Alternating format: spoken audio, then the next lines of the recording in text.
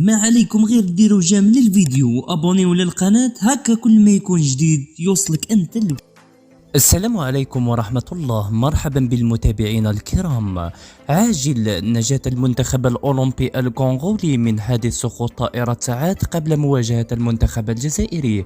لنتابع التفاصيل. نجت بعثة المنتخب الكونغولي لأقل من 23 سنة من حادث سقوط طائرته التي كانت ستنقله إلى الجزائر تحسبا لمواجهة الإياب ضد منتخب الجزائر عشية اليوم السبت. وأوضحت إذاعة راديو أوكامبي المحلية أن طائرة البعثة الكونغولية عادت إلى المطار 3 ساعات بعد إقلاعها، وذلك بسبب عطب في لوحة القيادة، حيث أقلعت الطائرة من مطار كينشاسا في حدود الساعة 10 ليلا بتوقيت الجزائر، وكان من المتوقع وصولها إلى مطار سطيف اليوم في حدود الساعة 9 صباحا.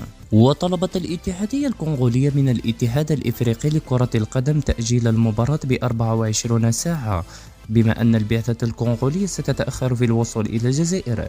والجدير بالإشارة إلى أن المنتخب الأولمبي كان قد انهزم في مباراة الذهاب بنتيجة 4-1.